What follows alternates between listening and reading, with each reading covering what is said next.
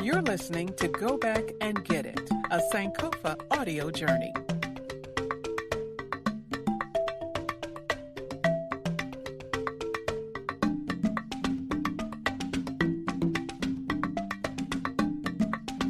This is episode 4, Kelly Ingram Park and the Next Generation. So remind me where you're from, because... I live in Durham, North Carolina right now. Yep. And what about you? I live in Minneapolis, Minnesota. I'm also in Minneapolis, and that's why I asked, because it's definitely different, two different areas, and how the difference of race relations happens in both those states is, especially over history, is completely different. So it's a very interesting topic for me to think about as someone who's Black, growing up in Minnesota, which is predominantly white, versus you growing up in the South. You know, you have maybe more experience being around people of different colors, possibly, as you know, the South is more racially diverse. Yeah, so that's interesting. I've lived in Durham for the past 5 years, but I actually grew up in Knoxville, Tennessee, also the South. Yeah, but not nearly as diverse as Durham. There's a lot more diversity where I live now. So I grew up in primarily white church, white schools. I had a few Black friends in all spaces, but not a lot of diversity at all. And what about you, Alex? Yeah, so growing up in Minneapolis, Minnesota, it's interesting because you could sort of see the divisions and like the redlining happening in Minneapolis. Like we sort of know, like, hey, the North is where a lot of like people of color, like Black people live. Like the South and sort of suburbs is where white people live. And like me growing up in the city itself, I could tell you like specific neighborhoods, like, oh, I have friends that live here. This is like more Hispanic or Latino neighborhoods. And so my sort of high school, middle school upbringing was all sort of living in the cities, but going to school in the suburbs and very white. And I had to make choices in college and sort of after college, like to make my friend group more diverse and not just look like me. But that was through like specific choices and through very specific, like, sort of had to go out of my way to make that happen. And so for a lot of my friends, this sort of trip and these sort of conversations just aren't in their forefront in their mind because they don't really have to deal with it, or they don't have to think about it. In this age, it feels like it's so easy to just swipe past, you know, what's happening with ICE in our communities, or what's happened with, you know, historical sort of impacts of a lot of this prejudice. Like it feels very easy to sort of move past if you're white. And if it doesn't personally affect you, like there's a lot of other things that can sort of take up that mental space and energy. Yeah. And as someone who also grew up in Minnesota as a Black man living in the suburbs, you know, my parents definitely my parents are white, but they tried to give us more cultural experience. So we went to church downtown. They wanted us to spend more time around other Black people because they wanted us to experience that culture and not feel like we were missing out because we didn't have that at home. And what's so interesting is, you know, the running joke, I grew up in Lakeville, Minnesota, which is a very white area of Minnesota. What's interesting is, you know, we always used to joke like, oh, there's 10 Black people in Lakeville and I'm related to 9 of them, you know? And it was like almost sort of true, where you had a couple of Latino people, you had, you know, a couple of Asian people, and then there were, you know, just a few more Black people. But again, that was my family and like maybe 2-3 other families. And so these conversations really didn't happen until college and after, because we were trying to fit in. We were trying to be like, you know, we are Black. We want that to be known, but we don't want to stand out because of it. You know, so we tried to assimilate as best as we could. And it just was a different experience. And it was one that, like, you know, I wasn't having these conversations. I was having them at home with my parents and my family because, you know, my parents were very active in trying to make that happen. But I wasn't having conversations like this until college and after. Okay. You know, but. Yeah. Did you have any friends that you had the type of conversations with growing up? Or was it was mainly college when that started happening? Yeah, it really was mainly college. Yeah. Like there were a few other friends that I had that were adopted, you know, some of them Black, some of them Asian. But yeah, we didn't really have those conversations. And it was tough because we didn't really know how. As a kid, you know, you grow up and you're not really looking at race unless you're forced to. And growing up in a very white area, a lot of people try to ignore it. Yeah. To the detriment of others, but also in a way of trying to be like, well, you're just a person. You're one of us. It doesn't matter your race. And so, yeah, we didn't really have those conversations. So yeah, when I got to college and people took one look at me and said, "You're black, but you don't act black," I say with air quotes. And so they were like, "So what's that about?" And I was like, "What do you mean I don't act black? What does that mean?" And so then being forced to have those conversations where I was too white for the black people, too black for the white people, it kind of forced me into those conversations, which were good conversations to have because it's stuff that I needed to think about, but also difficult conversations to have because everyone had an opinion. Everyone had something to say about it. And I'm like, whoa, why are you telling me who I'm supposed to be, Right. when that's not your right or your job, but yeah, thanks for sharing that. yeah. And so then bringing that to this trip has been so interesting because, you're taught something in school and you're like, oh, this is how civil rights happen. There were some bad things, but, it wasn't that bad. And like, the North was great and this, that, and the other. And then to come down here and learn the truth and to hear, to see when we went to the museum yesterday, the one with the Legacy. Yeah, the Legacy Museum, and seeing, all the boxes of like, in these counties, this is where lynchings happen and how many happen. And to see, Minnesota on there and to be like, whoa, I thought that stuff didn't happen in the North. We're told, the North was a lot better than the South. Okay, so it may have been different. It may have looked different, but it still was happening. Yeah. And then the fact that we completely ignore that and talking about the narrative being from the perspective of the winner or, those who were in power has been something that's like, wow, okay, so here we are, here's what's really going on. And we've been told a skewed version of the truth. It's been very impactful to say the least. Yeah, absolutely. And were you also talking about that last night in terms of, you're from Minnesota too, right?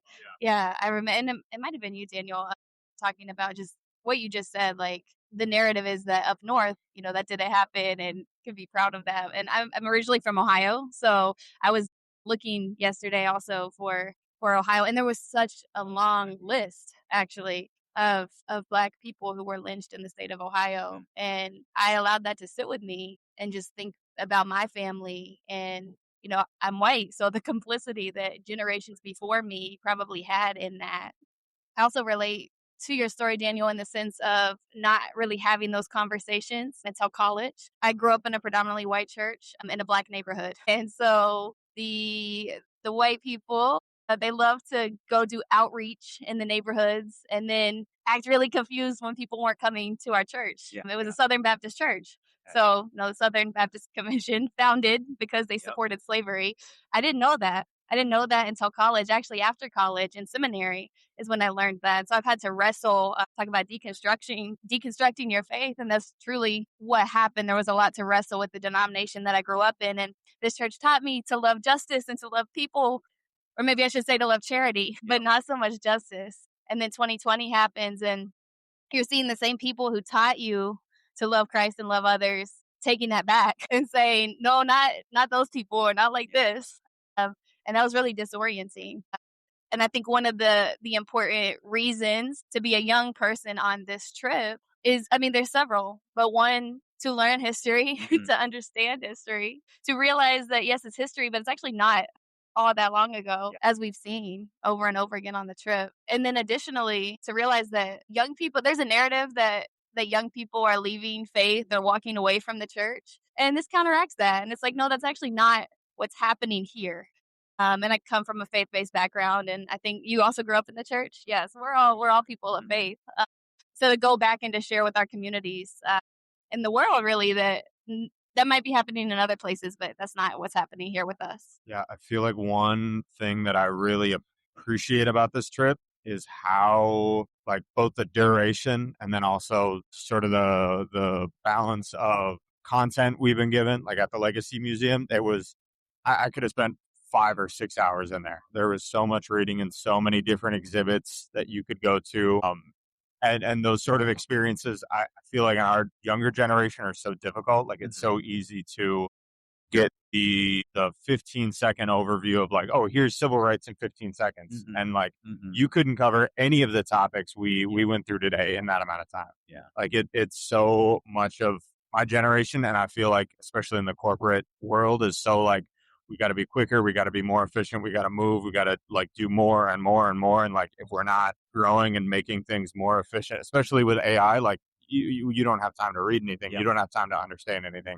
You need to keep moving. And so, taking time to slow down and as a white person be honestly very uncomfortable to see like all of the history of what I would assume some of my ancestors participated in. Like that's something that there's no shortcut for. You just need to sit in and learn and grow and sort of let those emotions sort of sit with you for a while. There's no quick, fix for any of the issues or emotions that you might feel on a trip like this. Now, here's a question, and I'm not quite sure how to ask it because it's a difficult question and one that's definitely multi-layered. But as someone who's white, what do you kind of feel when these conversations are brought up? Because I know that like a lot of my friends have had this awkward conundrum of like, I feel white guilt. I feel guilt on the part of what my ancestors may or may not have done. I don't know, but just white people in general. And so having those conversations, like what do you think could be done, should be done, rather than just, I feel bad. And so I'm going to state that I feel bad and state that, I am 100% gung ho for trying to bridge the gap. But like, what does that actually look like? And how do we do that as people in our 20s and 30s and, looking at the generation before us and the generation coming up, like, okay, how do we navigate those difficult questions? And again, some of maybe that guilt that might or might not be felt.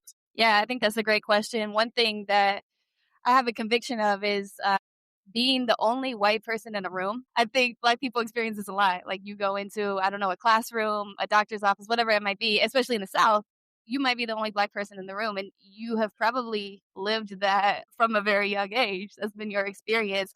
I don't think, particularly in the South, I guess the context I grew up in, Knoxville, Tennessee, even, yeah, I stick with Knoxville, Tennessee.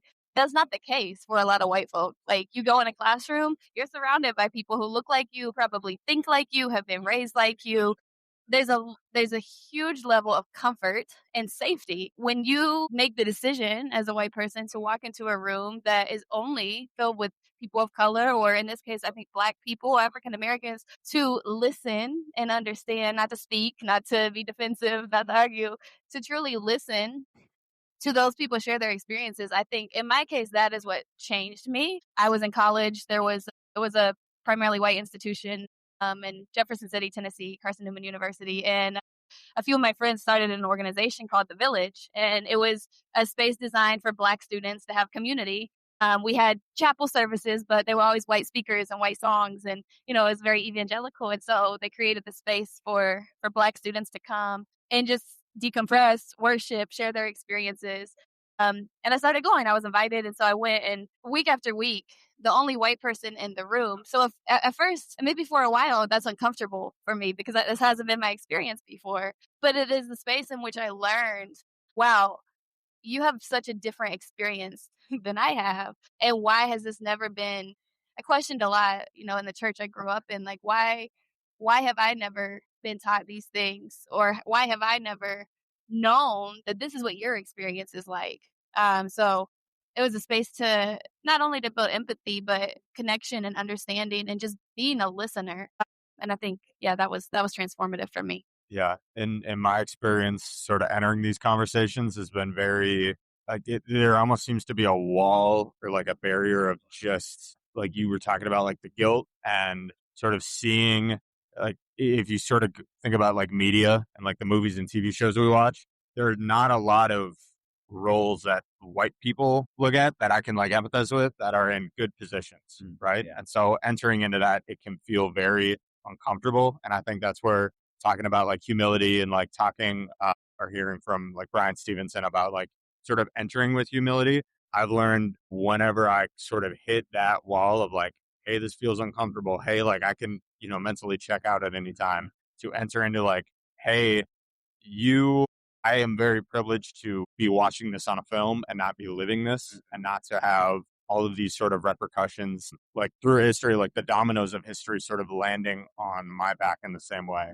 And so the least I can do is sit there and try to empathize and try to understand just the myriad of different stories and experiences of how white supremacy and prejudice has affected different people in different communities and in different ways. Yeah. And it's interesting having conversations with like people of color and then white people when I try to talk to even the concept as basic as like a microaggression, how like a certain turn of phrase from a dominant sort of society like might impact people in different ways. And just it feels like we in some ways are talking in different languages. And it's annoying for me as somebody who doesn't like emotionally, like I don't have as emotional of a reaction because of just my history. It's annoying for me to be like, oh, you're just not understanding that other people, have an emotional reaction because of sort of just how they've navigated their lives and how people have sort of always, assume X or Y or Z. And so I couldn't imagine. And like, I completely understand when like a person of color is like fed up and doesn't want to be like the teacher or like the role model anymore. I'm like, I completely understand that. I'm like, I understand where you're coming from. And like, I can only imagine like the different stories and experiences there that have probably led to that, just being exhausted and trying to like, lead a horse to water. And you can you can teach somebody and show them all the facts and information, but it is truly just their heart and their posture and their humility that sort of leads to that understanding and trust. And it's difficult to think about the fact that, again, someone may be coming from a place of love, coming from a place of like wanting to understand, but again, having that wall, where I'll have a conversation with someone and I'm like, hey, I did not like X, Y, or Z. And I'm not saying you're a bad person, but immediately they think, well, you think I'm racist. I'm like, whoa, whoa, whoa. No, that's not what I said. I said, I don't like this because this is my experience. I think continuing to have these conversations, but learning how to talk to each other again, because we've gotten to this point where we don't talk to hear, we talk to respond. And there's no like, what is your experience? Tell me your experience. It's all, I want to tell you my experience and you're going to hear it. And then also try not to force things. Like you can't force a puzzle piece to fit where it doesn't fit, And so learning to say, hey, let's have a conversation. And again, understanding, okay, this conversation may not go somewhere now, but the seed has still been planted and it takes time for it to grow. And I think that the biggest thing is learning to communicate with one another, to spend time with one another and have those difficult conversations, even though it is uncomfortable, because growth doesn't happen if you're sitting in the comfort of, this tiny little pot. You got to be planted out in the soil where all these other things can come at you and understand that, that's where the growth will happen. That's where you can really dig your roots in and begin to blossom and bloom like you're supposed to. So yeah, I love that. That makes me think of different types of seeds being planted next to each other and how beautiful it is. An array of flowers and gardens. And that's a beautiful analogy, Daniel. I think, talking to each other, being in relationship with one another. I would also say for the white folks who are listening, embracing as much difference in Black culture as you can. If you want to learn, then you need to be actually doing the work to learn. So maybe, instead of turning on Gilmore Girls, you turn on Girlfriends, maybe instead of listening to, your white preacher, you go take a preaching class or you turn on a Black pastor. And at first you're going to be like, oh, wow, I'm not used to this style of preaching. Maybe 5 years later, that might be the only preaching style you're comfortable listening to, because that's my experience. And so that's my encouragement is just, absolutely what Daniel said, being in relationship, but then taking it a step farther and saying, no, I can do some of this work on my own. I can, my daughter is Black, biracial. And so I watch countless videos to learn how to braid her hair, twist her hair and add beads to her hair. And that's work, but it's a necessity, in my opinion, to be able to move forward. And so that the next 50 years do not look like the previous 50. Yeah, I was going to say, I love all this so far. Like I agree and echo all of it. I also feel like there's sort of two things I would recommend is one, like sort of the angle of like being uncomfortable, like growth. And a lot of these conversations are really like deep and really uncomfortable. And it's super easy to check out. So like, just because you feel that emotion does not mean that you're doing something wrong. Like a lot of times that means like, that's exactly where you need to be. If you don't feel quite right and you don't feel like, I don't really know if there's something I can say, or if there's like, not really sure like what to do. A lot of times that's right where you want to be, because that's been a very dominant emotion for a lot of time here. It's like not quite sure what steps to take next. And then I feel like for me, there's always like a pressure to like, okay, how do I change things? How do we move things? How do we do X, Y, and Z? And all of that is good, but I feel like it's super easy to neglect the simple things that are right in front of you. Like a lot of times you have options right in front of me, and I know for myself, like there are options, there are, coworkers I can talk to, different events I can go to, a lot of different things I can be doing. that I've just said no to because I'm tired or, I've had a long day at work or something like that, that I can start turning up to and making a difference at. So people want like a big, call to action. And a lot of times you may already know what you need to be doing, with your neighbors, with your immediate community, coworkers, stuff like that. So Yeah. Yeah, this was good. Yeah, we should get coffee more often.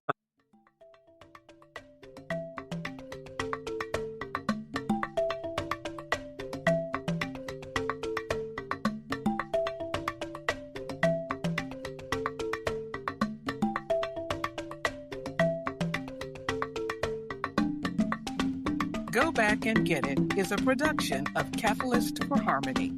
To learn more about Sankofa or to join a future pilgrimage, visit catalystforharmony.org. Thank you for listening.